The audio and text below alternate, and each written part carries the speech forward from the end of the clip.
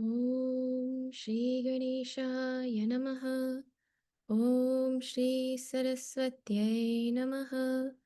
Om Shri Gurubhyo Namaha. Samasta Jana Kalyani Niratam Karunamayam Namami Chinmayam Devam Sadgurum Brahma Vidvaram Sadgurum Brahma Vidvaram. We'll do our Gita Dhyanam.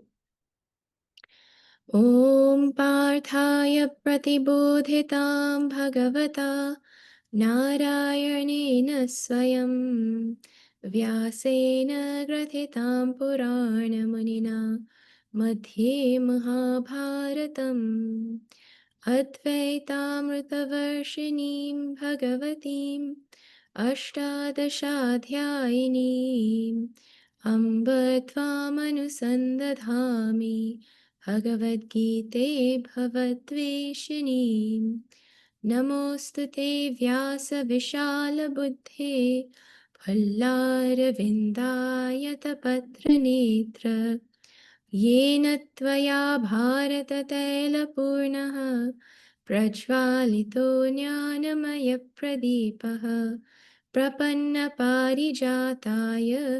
स्तोत्रवेत्रैकपाणये ज्ञानमुद्राय कृष्णाय गीतामृतदुहे नमः सर्वोपनिषदो गावो दोग्धा गोपालनन्दनः पार्थो वत्ससुधीर्भोक्ता दुग्धं गीतामृतं महत् वसुदेवसुतं देवं कंसचाणूरमर्दनं देवकी परमानन्दं कृष्णं वन्दे जगद्गुरुं कृष्णं वन्दे जगद्गुरुम् हरि ओम्. Okay, Hari Om everyone. A very good morning to all of you on this lovely weekend. Happy to see you. We are seeing Bhagavad Gita chapter 17. And we just finished the section where Bhagavan Sri Krishna has described Sattvic, Rajasic, and Tamasic Yajna. Yajna not just as in offering samagri in the Havan Kund, but yajna as in any dedication. And all of our actions that we do are dedicated, no? Either to someone higher, or to ourselves, or to our success, or to tamasic things too, right? So we saw what that was last week. We also saw a brief introduction to tapas, which is the next section that we're now going to meet in this chapter. Those whose videos are off, please do turn them on. Thank you very much. Tapas. Let us talk about tapas now. Tapas comes from the root tap, for those who are not here or those who forgot. Tapas comes from the root tap. And in Sanskrit class, we were talking about how when you see the root from which the word comes from, that word has so much more meaning in your mind. It's not just a word, but it has a function and a purpose now, right? Tap is to burn, meaning when all my impurities are burning, my negativities are burning, my laziness is burning, reducing, going away, like that.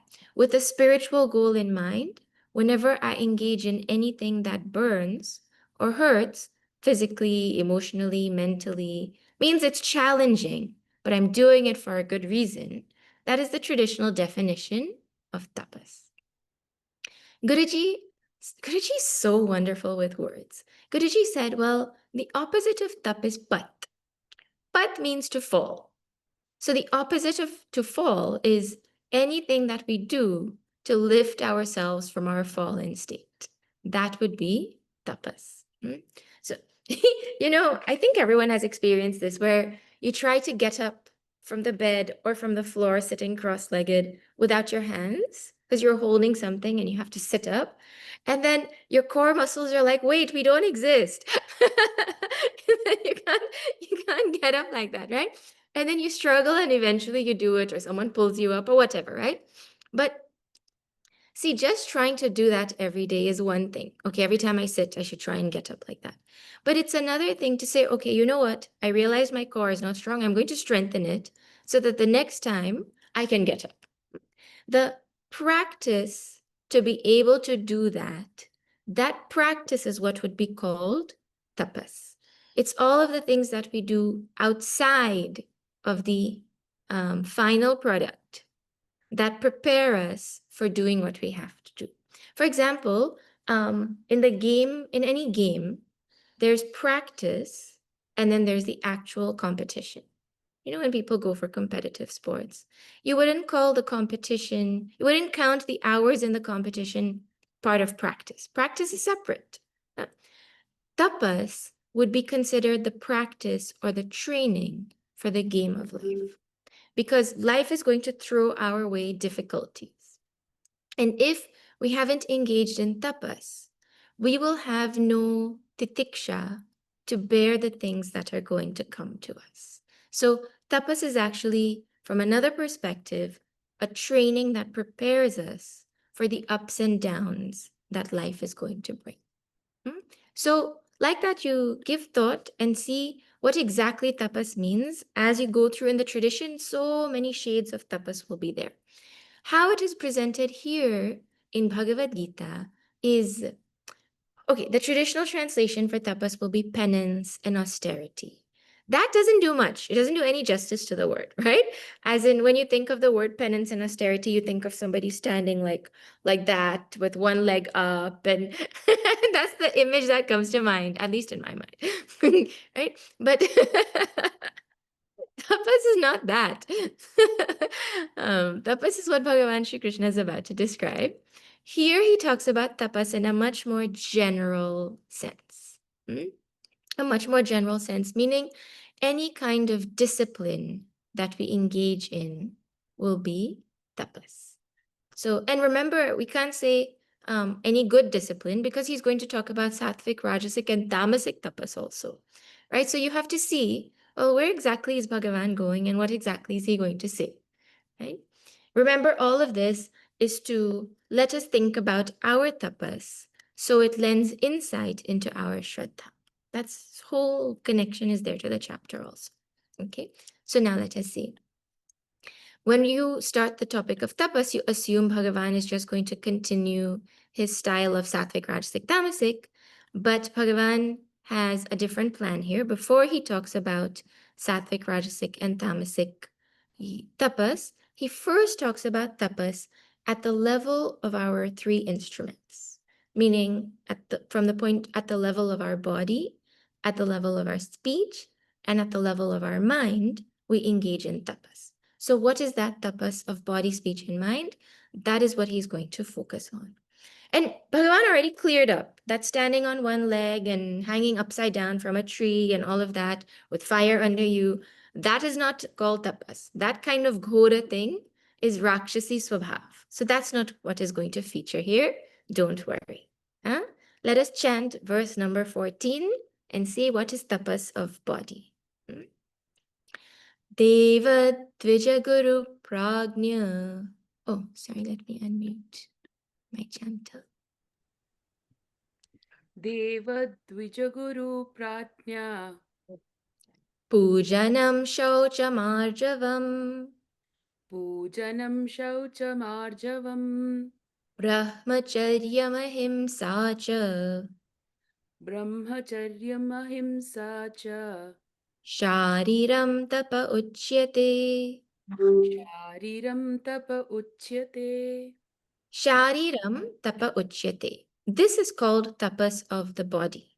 And then he lists a whole set of things. The first list of things that he says is, the first thing is pujanam. Pujanam means puja. It means worship. Of whom? Four categories of people. Deva, Dvija, Guru, Prajna. Puja for Deva, Dvija, Guru, Prajna. Deva would be, traditional translation of Deva is Bhagavan. Dvija, traditional translation is like Brahmanas. Guru, well, your Guru. And Prajna is any other wise, learned person. Their caste, their creed, where they live, what they do, it doesn't matter. They may not be your guru, but they're still worshipful. Mm? That kind of understanding that wisdom, no matter whom it resides in, is precious, is what we remember when we think of Pratnya. Mm? Like the Sanat Kumaras, they're, the mind-born sons of Brahmaji, they're forever young. You don't see age and wisdom, you don't see age when you look at them to say, oh, they don't have wisdom. You see wisdom independent of age. Like that. When we talk about prajna, we're talking about the wisdom independent of who they are, where they're from, how old they are, what they look like, what they do, etc. So now let us see each one slowly. First is Deva Pujana. What is Deva Pujanam and what comes to mind? The classic thing that comes to mind when we say Pujanam is Murti Puja. You know, Bhagavan's Murti is there. Please don't call it an idol. It is not an idol. It is a Murti. Murti does not mean idol. Bhagavan's Murti is there. And we sit and we offer whatever we offer.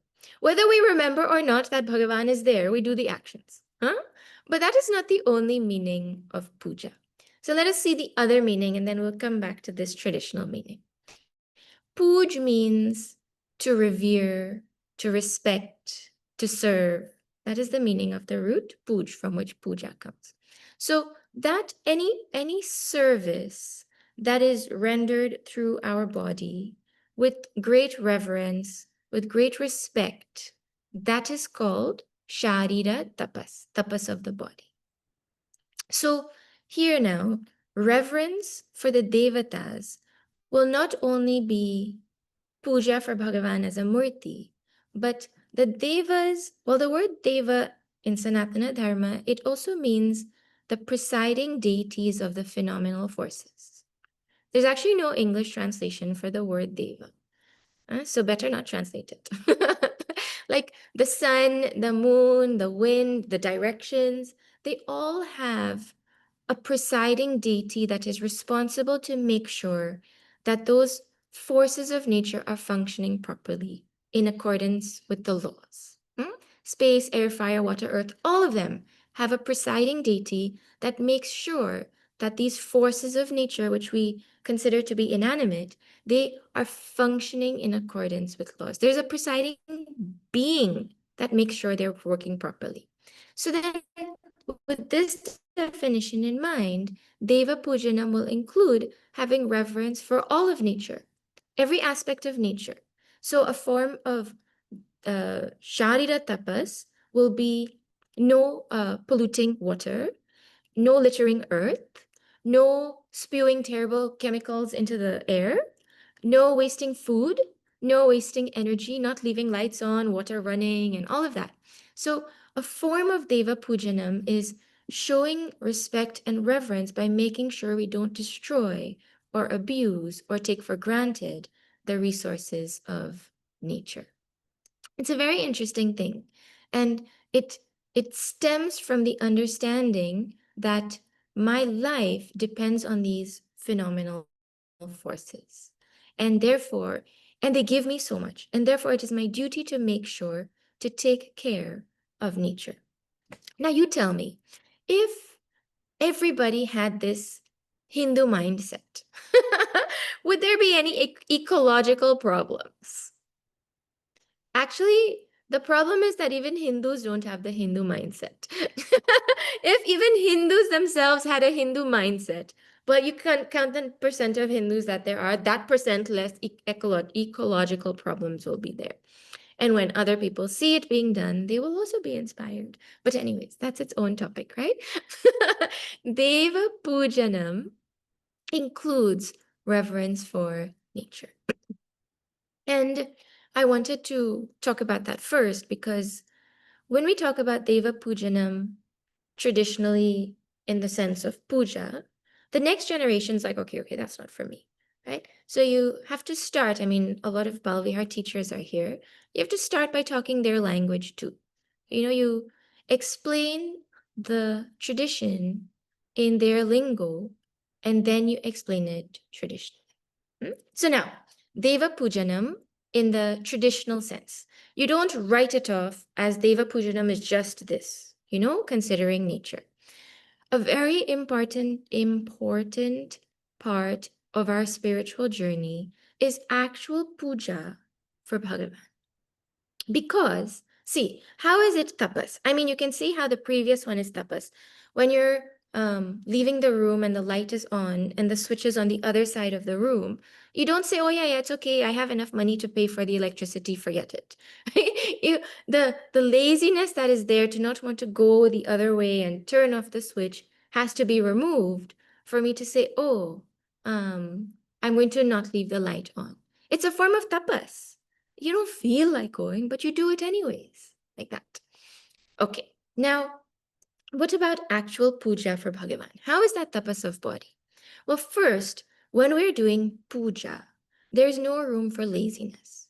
You have to wake up early, you have to take a shower, then you have to wash all the utensils, then you have to um, uh, clean Bhagavan, make sure, before you start puja, you have to make sure Bhagavan is clean. You can't use Bhagavan from yesterday or from 2 weeks ago filled with dust and start puja, right? Then um, you have to clean your own self. You have to make food to offer to Bhagavan. You have to do so many things, right? If you're going to a mandir to do puja, then you have to get up, you have to walk there, then you do pradakshina of that mandir. Exercise happens. Actually, the rishis inbuilt exercise into our life without us even knowing. Huh? But when we gave up puja, we gave up exercise and we had to go and make gyms. But inbuilt into traditional puja is the capacity to remove our laziness. There's a sentiment that is shared in the tradition that alasya hi manushyanam sharirastho mahan ripuhu. Laziness is the biggest enemy of human beings, and it lives in our body.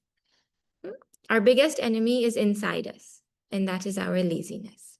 So actually, you see, proof of how this is true is you just watch how the society is trending, huh? Society, you can everyone will agree with me that children of today are more intelligent and brilliant than we were in their time. Hmm? A 5-year-old today is much, much smarter than a 5-year-old like even 20 years ago. You're seeing that the trajectory is there, that intelligence is increasing sooner and sooner. Hmm? So we have to adapt our curriculums to become more in line with the way they think and how intelligent they are. But anyways, the point was all that intelligence that we have as a society that is becoming more. Are we using it to promote more sattva, more rajas, or more tamas? Technological developments that we're making. They're there. So, look, now you don't need to get up and go and switch off a light. You just pick up your phone in your hand and you press a button and the light goes off. Forget that. You can just set it and say, hey, you know what? In 10 minutes, I don't even want to pick up my phone. You just turn off the light for me in 10 minutes. Even that it should do for us. Right? Every time you hear smart technology, in your mind, it should translate to lazy technology. Means it's doing what it's doing so I can be lazy. It's a nice way of saying, let me be lazy. but but when we engage in puja, any ritual actually, it has inbuilt into it the tools that are required to help us to remove our laziness. So that is the first benefit that comes from traditional puja. Then the second thing is it helps us to develop our primary relationship with Bhagavan. Psychology is showing the importance of having a primary relationship, for our mental health. Now, we think our primary relationships are with our spouse and our children and our parents and all of that. But those relationships, unfortunately, are also temporary. They're also dependent on so many other factors. And so you see the amount of mental issues people are having. Huh? It is being proven that if they have a primary relationship that is not temporary, that is not breakable, they have so much more strength in life. Bhagavan is our primary relationship. He's meant to be our primary relationship that doesn't ever go away. So, that primary relationship that we already have with Bhagavan, when we do puja, it helps us to strengthen or to develop that relationship. Because to develop a relationship, you cannot just have a mental expression of love. You have to do something physical. Any spouse will tell you that if their spouse forgets their anniversary, well, not forgets, if their spouse tells them on their anniversary, no, I didn't forget, I wished you in my mind. That will fly? Okay, I wished you out loud, but I gave thanks to you in my mind. You can't do things mentally. You have to do things physically. For children, for parents, for spouses, for friends. You can't express things mentally. To build a relationship, physical expression is required. It is the same thing with Bhagavan. Physical expression is what allows us to build our relationship with Bhagavan. Now, what we do is we take out the rituals that Shastra has given, and when we do that, we replace it with secular rituals because rituals are essential. Just this is graduation season, and I've seen so many pictures lately of caps in the air. Like, what is the purpose of taking your your graduation hat cap off your head and throwing it in the air and then not knowing which one you get back when you go and pick it up? Well, if you don't do it, it's as though you didn't graduate and study for those 15 or 4 or however many years. It's a ritual because rituals are so important in our life. Okay, last thing I'll tell you all about puja. In puja, we offer hospitalities. The full form of when you say I'm going to do puja, we'll say I'm going to do Shodashopachara puja. I'm going to do 16-step puja. Or I'm going to do Panchopachara puja. However many steps. There's a vidhi you follow and you do steps, right? Hospitality for Bhagavan is the same as when a special guest comes home. When a special guest comes home, there's a vidhi, a protocol that you follow, like an order. You don't, when they come in hot and sweaty from outside, you don't say, oh, here, we've been so excited to give you dessert, please eat. Then, oh, my kids have prepared a dance for you, please sit and watch it. Then you're like, oh, do you want to go take a shower and freshen up? And then, oh, okay, come, now let us. There's a protocol and an order in which you offer the hospitalities. And depending on the type of guest, there'll be a different level of hospitality or specialness. If your friend comes to your house, you're like, yeah, whatever, please just ignore the mess, right? If the president comes to your house, you can't say, Mr. President, please ignore the mess, right? Or if Swamiji comes to the house, no, Swamiji, the house was clean yesterday, the kids just messed it up today. You don't say those things. there's a certain protocol that you follow when you're giving hospitality based on who the person is. So now, if the Lord of the universe is coming to your home, that is what happens in puja. When we do puja at home, we're inviting the Lord of the universe to our home. He's already there, right? But we want to feel his presence. We want to take a few minutes to feel his presence and offer our love, our gratitude, our hospitality. Develop our relationship, show love. Now, that thing is tapas because we have to put in the effort to do everything properly that is there in the vidhi, right? Clean properly. Then there's fasting required. During Diwali and all, when you do Diwali puja, you're supposed to fast a number of days before. Then you go and you collect all the samagri that is required and all of those things, right? It is tapas because there's so much involved to do before you start puja. But some people, they outsource that tapas. They'll call somebody else to clean the house for them. Then they'll call somebody else to polish the puja, what is it called? The dravya, all the things that they use. Then they call somebody else to go to the shop and buy the things that they need to do puja. So they outsource the tapas that is supposed to be part of the puja that builds my relationship with Bhagavan and that brings the blessings, right? So if you're ready to outsource the tapas, which is what is part of puja, then you also have to be ready to outsource the results. Meaning, meaning you have to be ready to share the results with those who actually did the tapas. No, you can't expect to sit there, okay, everyone else did all the work and I should get all the blessings. Part of the blessing comes from the tapas that we do in the process of preparing for puja. Hmm? So, Deva Pujanam is uh, is considered body tapas. It removes laziness and so many things you have to do and get right and all of that. Hmm? And anyways, in Guyana, a lot of people do puja out of fear or not understanding the meaning, or sometimes they'll do puja saying they want to get rid of all their problems. And then all your problems don't go away when you do puja because samsara is such that you're always going to have pairs of opposites.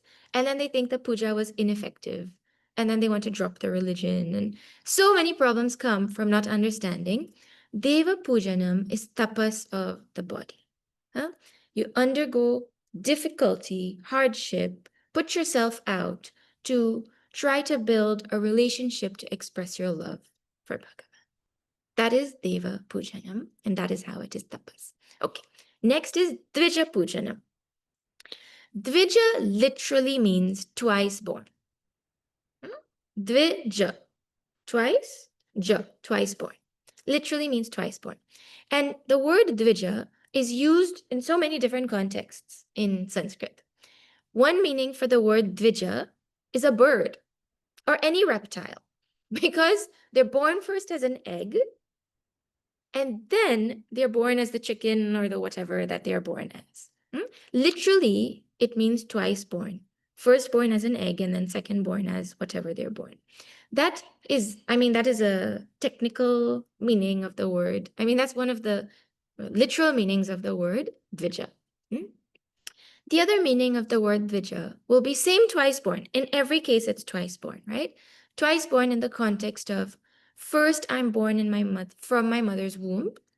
And then second, I'm born into a tradition of knowledge when I go to Gurukul and I get Janeo. So the traditional definition of Dvija that you'll hear is twice born means somebody who has done their Janeo Samskara, or someone who is a Brahmana who has taken up Shastra study. Because they were born first normally, and then they're born now into a tradition of knowledge.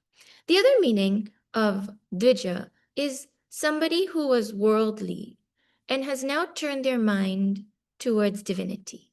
So the second birth is the birth where I have shifted my focus from the world to my spiritual group. Like that. So many different meanings are there for the word Dvija. But the classic definition of Dvija will be Brahmana, right? One who goes to study Shastra, those who are the custodians of Shastra.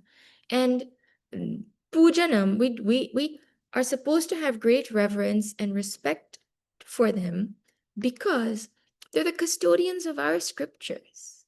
That is the main sentiment there. Anyone who is the custodian of our scriptures, which is so precious, well, they're worthy of respect. Now, Bhagavan has released us from the stress of judging whether a Brahmana is worthy of our respect or not. The thing is, you just give respect to all of them and you don't worry. You can't keep checking who is worshipful, who deserves worship. You put that out of your mind. You say, Bhagavan said, just give all of them respect. You don't worry about who is, who's not. He will deal with them in their own time. You can't know who is who. We respect them because they're involved in the preservation of Sanatana Dharma. Okay. So Brahmana also means someone who has who's cultured, who's refined, like that, right? Anytime you get a chance, you show your reverence, your respect, you serve like that. It really helps to keep our ego in check, along with the fact that it reminds us that Shastra is important. So this is Dvija Pujanam, and it is a form of tapas. Sometimes it is difficult. Huh? That is why it is tapas. Okay, Guru Pujanam.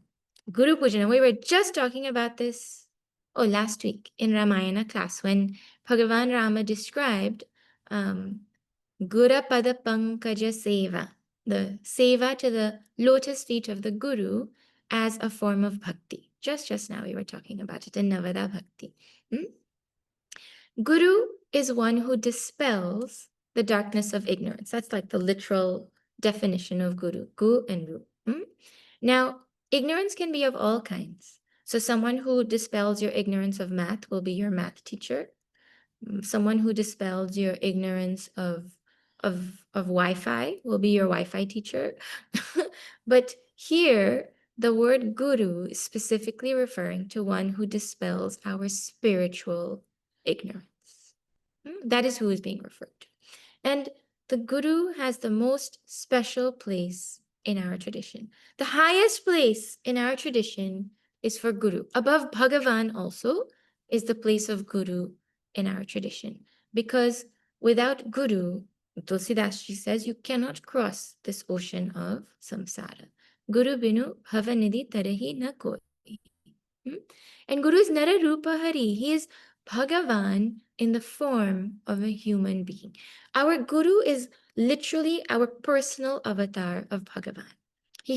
Bhagavan himself has taken avatar and come into my life in this personal human being form. Now, a lot of people ask the question, well, how do you know who your Guru is? Well, first of all, that person would be someone who has reached the goal or is at least walking the path that has been laid out by our Shastra. And as a result of doing that, that person inspires you to do the same, to walk that path. That person inspires you to be a better person. That person inspires you to want to see the truth of the rishis. That person inspires you to want to live that truth of the rishis. That is how you know when you're in their presence and your heart is just inexplicably inspired. Well, then you know that that is your guru. You know? Now, our guru is not with us like 99.99999% of the time. And when he is, he's too busy. So I can't do puja for my guru. And he doesn't allow me. I can't say, oh yeah, Swamiji, please sit. Come. I want to do puja for your feet. He will look at us and say, are you crazy? We don't do that. So then what is Guru Pujanam? Guru Pujanam is not physical puja. You can't sit and do Paduka Puja whole day. Here, Gurudev, your Padukas are here. I'm going to do body tapas whole day. I'm going to do your puja. I'll finish it. I'll clean the Padukas and I'll start again. He will like scream at you. What kind of craziness is this? Puja for Guru is respect for Guru. It is respect for his teaching. It is following what he says. And it is being ready to do whatever it takes to learn what he is teaching. Means that is part of Guru Pujana. There's a famous Subhashita that says, Vidyarthi chet sukham tyajet.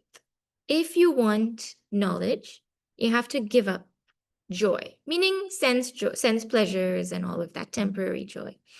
And Sukharti Chetan, if you're looking for joy, pleasure, happiness like that, temporary, then Tyajit Vidya, you have to be ready to sacrifice knowledge. Being ready to sacrifice whatever it takes to learn what he is teaching me. That will be Guru Pujanam, a form of Guru Pujanam.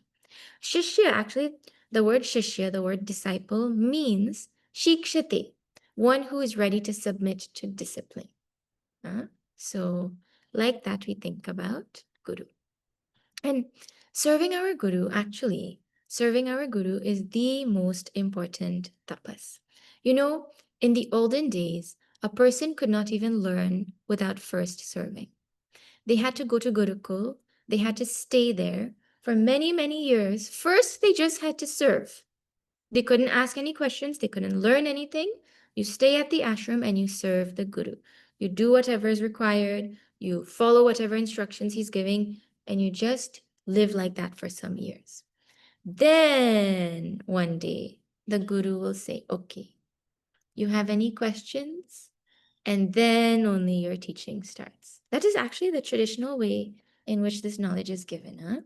Because what happens when we serve the Guru is that our mind becomes tuned with his mind, his or her mind, right? Our mind becomes tuned with their mind. And whatever they say, once our mind is tuned, that thing hits home right away. And remember, what we are being taught or what we are talking about in our Shastra is something that is beyond words. We're trying to study our own nature. It is beyond words, it is beyond form, it is beyond description.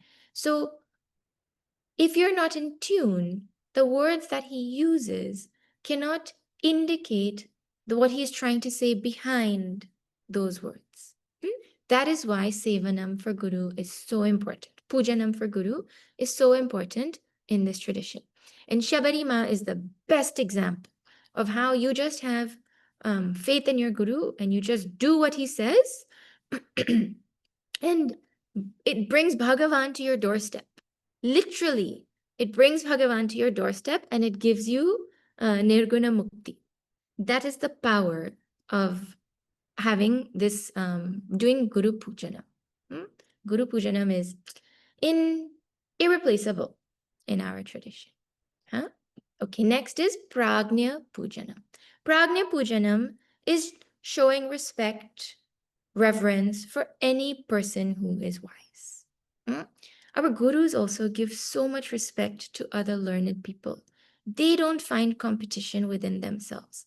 If you see a great Mahatma coming to an ashram, you will hear the Swami of that ashram saying, "Please don't miss the opportunity to meet this great Mahatma. Please don't miss the opportunity to sit at the feet of this great Mahatma." Gurudev even used to say, "Give this person more reverence than you give me." That kind of level of respect we should have in our mind, where any person who is a prajna is worthy of my reverence. That is tapas. So when we say puja, we don't mean arti and samagri only. The theme is reverence. Because when we respect them, when we revere them, their true values come to us and take root in us. So the first part of body tapas is Deva Dvija Guru Prajna Pujana. Puja for these four classes of people. Not standing in the sun for no reason. All right. Next one is Shaucham. Shaucham is the next sadhan, is the next tapas in this list. Shaucham translates to cleanliness. You will hear we tell the children cleanliness is next to godliness. No? Cleanliness. In Essequibo, one part of Guyana, we had gone and we were walking in the market one day. Was it in this class that I told? I can't remember. And there was a person selling random things. He had, like, a little market stall, and he was trying to get everybody's attention. So as we were passing, he was making rhyming phrases. And one of the phrases that he said was, "Smell bad, no reach God." It means if you smell bad, you won't reach God. He was really funny. I wish I remembered the other things that he said.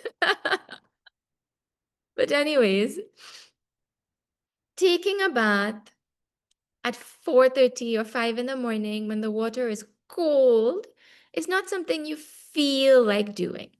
Huh? Or getting up and cleaning the kitchen before you go to sleep and making sure that it is clean is not something that you feel like doing. Huh? Even someone who's OCD, they don't feel like cleaning. They do it out of necessity. Have you ever heard someone saying, "I'm so excited to clean"? Okay, once in a while you might say that, right? but usually the sentiment of get up and clean is not something people are excited about. It is a tapas. You have to motivate yourself. And even when you say, "I'm so excited to clean," it's like a form of trying to motivate yourself to get up and do the thing. So it's a tapas because it's not something that the body wants to do. Laziness is part of our body, no? So cleanliness is just not something that we feel like doing. Now here for body tapas, this comes under body tapas, right? So it'll be talking about physical. Like we saw in the Asuri Sampat in chapter 16. Bhagavan describes Asuri Sampat as lack of cleanliness. Like they don't shower till 2 in the afternoon. Then they say, oh, it's already 2. I might as well just shower tomorrow morning. That kind of. It is tapas to get up and shower early in the morning when the water is cold. And then, I mean, I don't know if you've had this experience. You have to live in these tropical countries to have this experience where at 2 o'clock in the afternoon, when it is really hot, and the power has gone out and you're sweating and you just want to go and take some cold water and splash it on your face.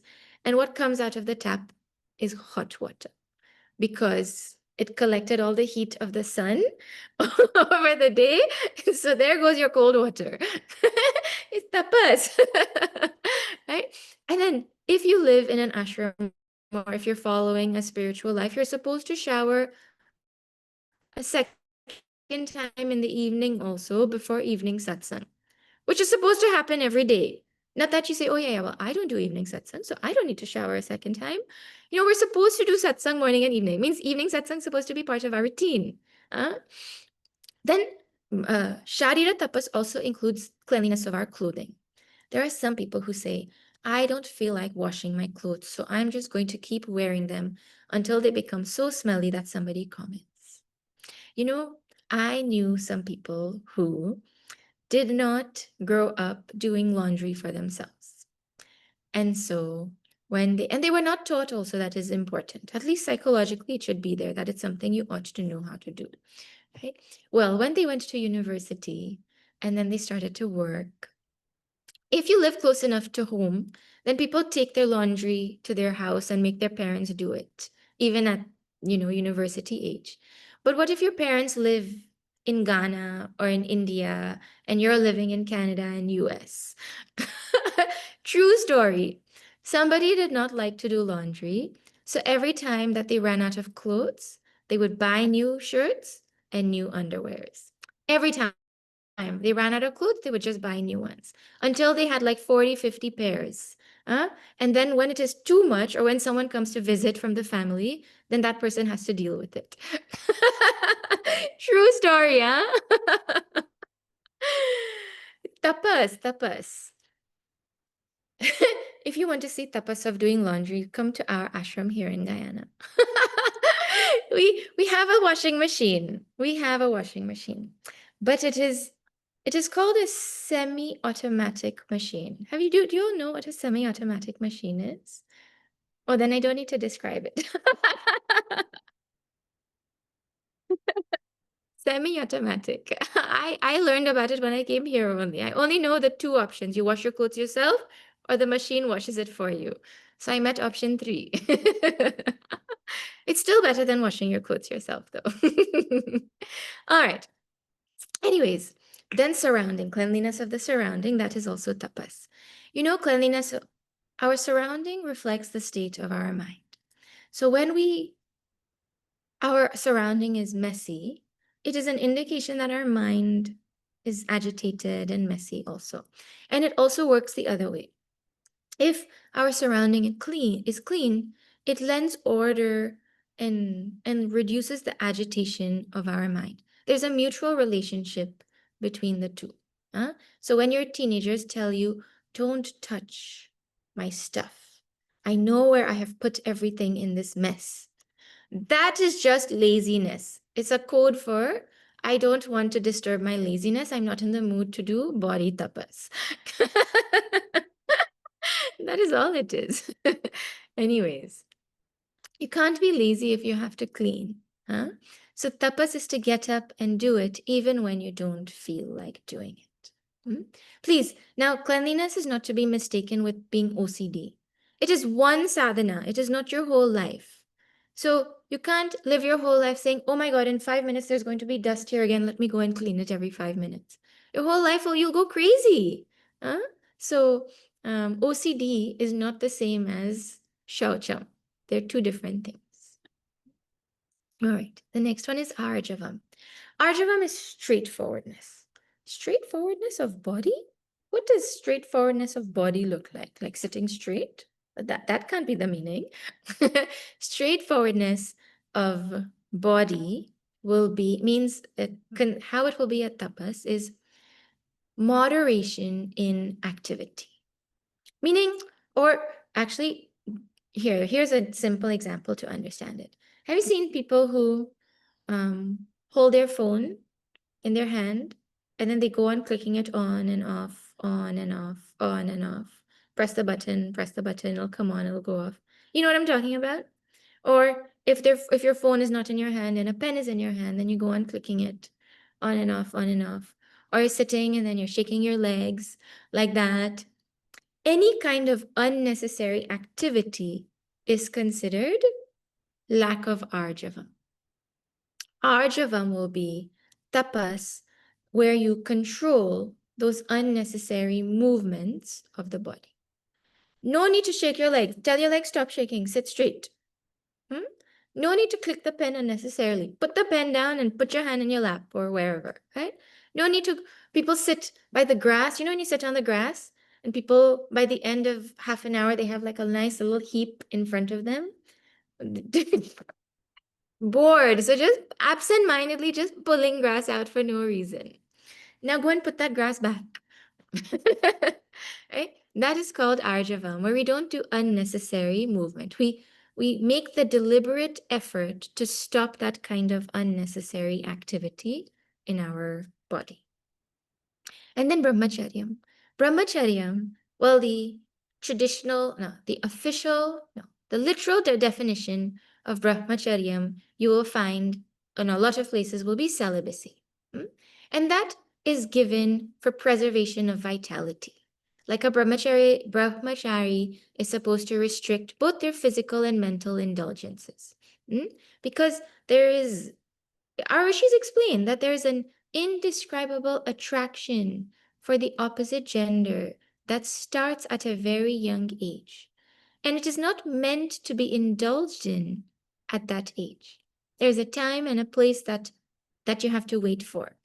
And even when it is appropriate, there are so many rules to follow about time and all of that, right? So that is one definition.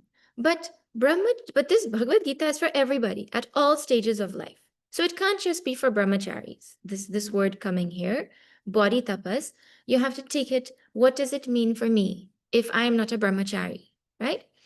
Gita is for everybody. So Gurudev has given a very relevant and wonderful meaning for this word, that is moderation. Brahmacharyam means living a life of moderation. Moderation will be different at different times of day for different people in different areas of life. For example, somebody loves coffee. Well, what will moderation look like? Moderation will look something like I'm going to have one coffee in the morning and maybe one coffee in the afternoon instead of like all day. Every like 2 hours, I'm like, oh, my coffee cup's empty. Let me go and refill it, right? Moderation. So you find some discipline to reduce your sense indulgence. Or if, now you can't say, well, my moderation in chocolate is going to be once a day if you're diabetic. Then moderation has to be like once a week or something else, right? Depending on who you are, what the thing is, moderation will mean different things. Then some people work out too much. Moderation and working out also has to be there, right? Some people work too much. Moderation in that also. Some people's screen time is too much. That also moderation. So in every aspect of our life, moderation is necessary. In fact, in chapter 6 of Bhagavad Gita, when Bhagavan is talking about meditation, in the middle of the topic of meditation, he talks about yuktahara viharasya. He talks about being moderate in our food, in our interactions, in our sleep, in our activity, in everything. That is how important it is in our spiritual journey. Now, some smart aleck will raise their hand and say, oh, moderation you're telling me that I should be moderate, so then that means I can be moderate in smoking. I just smoke a couple of cigarettes. And that's moderation. I'll just have a couple of drinks. That's moderation. When we talk about brahmacharya and tapas of body and moderation, we're talking about things that are permitted. Moderation in things that are permitted, not in everything in this world. Moderation in permitted things is what brahmacharyam would mean. Hmm? The other definition of brahmacharyam is to be ready to do everything that is included in the vow of studying in Gurukul. Whatever that's called brahmachari vrata. The vow of brahmachari is whatever it takes for me to get this knowledge, I am ready to do. Whatever rules I have to follow, I am ready to follow. That is also considered brahmacharya. Okay. Anyways, you can talk about each of these things for so much more elaborately. These are just a few things in each category to think about. Then ahimsa. Ahimsa is to not, we've covered ahimsa so many times. It's not a new topic for anybody anymore. But because this is coming under sharira tapas, then it would be to not hurt any creature intentionally. The attitude of not causing pain, not just to humans, but to animals also. We were talking about ahimsa in our high school class, and one of the teenagers raised their hands and very, what's it called? Honestly and embarrassedly said, well, I eat meat, so I can't practice ahimsa. And you see, there's a genuine desire in them to want to try to practice it. But there is such a strong pull of the tongue that prevents them from practicing it. So when your mind tells you something like that, you have to tell your mind, no, hold on. Okay, I acknowledge the strength of the tongue. It is there. Okay, right now, I have this liking for this thing, but it is not true that I cannot start practicing ahimsa even though I have this limitation in my personality. First, you admit that, okay, it is not ahimsa, it is himsa, right? There's admittance of that. Then you think of other ways in which you can start. Like, okay, at least I will not unnecessarily kill bugs. If there's a spider in the house, I'm not going to squish it. I'm going to take a paper or a bottle or something and catch it very gently, and I'm going to put it outside. But that's a form of trying to start practicing ahimsa towards animals, right? So where there's a will, there's a way. Or, okay, I'm going to try and eat like less times a week. However, people can try all different kinds of ways, right? Even wasting food is considered himsa, right? So vegetarians practice himsa all the time when they leave food in their plate. So refusing to take more than is needed to sustain our life is a way to practice ahimsa as well. Any form of waste is himsa. Now, when you think about definitions like this, you're like, oh my God, I have so much work to do still. But that is what we study for, no? That is what we think about these things for, to realize where we are and where we have to go. Anyways, we can practice ahimsa towards inanimate things also. Like the way we interact with them should be such that I try to not destroy it. You know, when I was growing up, my dad would have this conversation with me all the time. Be like, my glasses last so many years and yours don't. Huh? Or my mom, actually, maybe my mom more. Because, I grew up in a family where I was given an unlimited supply of glasses. So I would take them out and just throw them. I take them and just throw them on the floor and go to sleep. Because if they break, well, your grandfather will just will just get them fixed in the afternoon and bring them back in the night. Not really, huh? When you take things for granted, that you don't respect them in the same way, right? So my glasses would always have twists and breaks and whatever. And the same equipment is being used to make my dad's glasses, but his won't break. Huh? because of the way in which I treat them. My mom still sees me. She's like, "Why are you taking out your glasses with one hand only? You're supposed to hold it with both hands and take it out and put it down." And that's so much work, mom. Just it's tapas to do something properly and take care of even an inanimate object properly. Or you see how kids throw their phones. They'll spend extra money to buy a fancier a cover so that they can throw their phone more however they want. But but you'll see another person who has no cover on their phone, and their phone is in much more pristine condition than the person who has like the best cover. Uh, Ahimsa is interacting with things in the world in such a way that I don't destroy them. It's tapas. It's actually tapas. And then how we handle books also, Hare Rama. You know, I was watching a video the other day, and this person is describing some yoga, right? And she says, well, if you don't have a yoga brick, then just find some big books and put them, and you can sit on them. We don't sit on books in Sanatana Dharma because books contain knowledge and we revere knowledge. So the way that you treat, and then I saw someone sent a meme in a group that I was in, not a meme, a reel, where there's a scene in some movie where someone is stepping on books to walk across a table or some kind of thing like that, right? And then the the mocking part is, well, if this was a Hindu, this is what they would have done. And the books are laid out, and they're going and they're touching each book after the person stepped on it. But they made that as a mockery, you know, not understanding the sentiment behind why we don't step on books, why we respect books. Ahimsa is understanding the value of things and not mistreating. Mm. We touch the book and we say, sorry, sorry that my foot touched you. Your knowledge, you're not supposed to be mistreated like that. Huh? So it is all tapas because it requires extra awareness. It requires removal of laziness. It requires things that my body doesn't naturally want to do.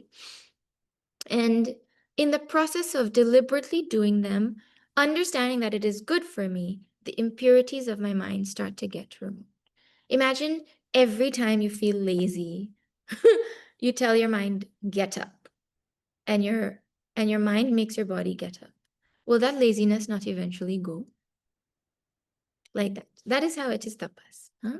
So we practice it, and sometimes you think, well, maybe I'll practice it enough so that it the laziness goes away or the puja becomes easier. Laziness lives in our body. It's never going to go away. Its home is our body.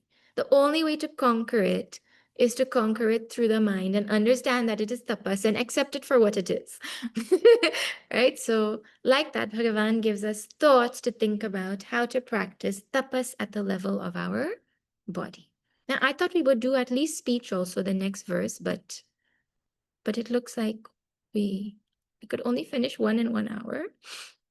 And so instead of starting the next topic and then not being able to finish it, we'll pause here and instead we will do discussion. So your discussion is going to be, we covered Deva, Dvija, Guru, Pragnya Pujanam. Then we covered Brahmacharya, Ahimsa, and Shaucham. 7 things, I think, right? We covered. So in your groups, I'll send you into groups. I want you all to discuss what you think are the most important of these in today's day and age. Which ones are most important in today's day and age and why? Clear? Okay, just give thought.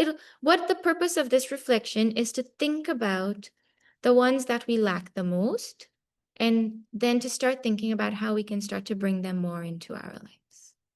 Right? So what we lack, actually, let's rephrase it. Which ones we lack the most and what we can do to bring them into our life more. Okay, those 2 questions. So I'm going to send you all into breakout groups. If you're on Facebook, you have to join Zoom to be in the discussion. Okay, let me send you to your breakouts.